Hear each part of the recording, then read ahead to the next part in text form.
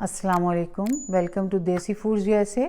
आज मैं आपको बेक्ड गोला कबाब बनाने की तरकीब सिखाऊंगी और ये बहुत पसंद की जाने वाली डिश है। दावतों में लोग बनाते हैं।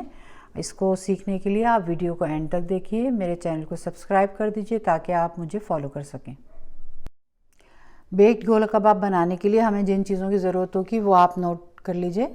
सबसे पहले मैंने इसमें ये कीमा लिया है। अगर रूखा मिल जाए तो बहुत अच्छी बात है। ये मैंने 1 पाउंड कीमा लिया है।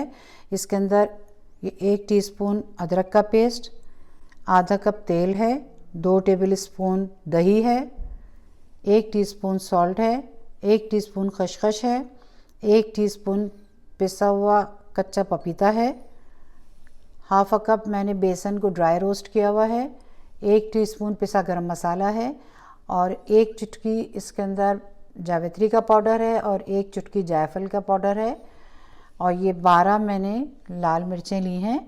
प्याज मैं इसके अंदर 2 डालती हूँ। 1 प्याज में मैं कच्ची इस्तेमाल करती हूँ, 1 प्याज को मैंने ब्राउन किया है और जिस तेल में प्याज ब्राउन किया है उसी तेल में मैंने इन मिर्चों को फ्राई करके निकाल लिया है।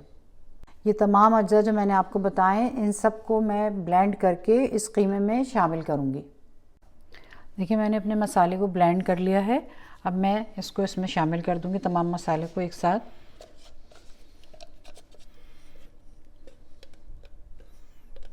देखिए मैंने खसखस को बेसन के साथ ग्राइंड किया है क्योंकि इसी के साथ वो बारीक हो जाती है। ये ऑयल भी इसमें शामिल कर दूंगी मैं। मसाले को अब हम कीमे में अच्छी तरीके से हाथ से मिक्स करेंगे। मसाला मैंने कीमे में मिला दिया है। अब हम इसको आधे घंटे के लिए मैरिनेट कर देंगे। देखिए कीमा हमारा मैरिनेट हो गया है, हाफ एन आवर हो गया है और अब इसके अंदर हम कोयले का धुआं लगाएंगे। एक मैंने एल्युमिनियम का टुकड़ा रखा है, इसके बाद छोटा सा एक कोयला रख के दहका के रखा है। इसके बाद मैं 1-2 ड्रॉप ही ऑयल डालूंगी। देखिए बस धुआं हम 30 सेकंड के लिए लगाते हैं। अब मैं इसको खोल रही हूँ। मैंने ओवन को 375 पे प्री हीट करने के लिए ऑन कर दिया है और मैं इसके कबाब बना रही हूँ। आप देख सकते हैं मैंने इसके टोटल 4 ही कबाब इसमें बनेंगे। इस तरह बॉल के साइज़ के बनते हैं। ये ओवन प्रूफ डिश में मैं बना के रख रही हूँ। ओवन गर्म हो गया है। अब मैं आधे घंटे के लिए बेक होने के लिए कबाब रख रही हूँ। गोला कबाब 30 मिनट में हमारे बेक होके तैयार हो गए हैं।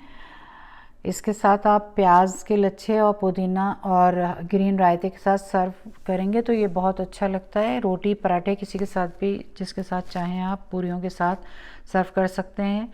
आप इसको ज़रूर ट्राई कीजिएगा और मुझे कमेंट में बताइएगा कि आपको कैसे लगे। जज़ाकल्लाह।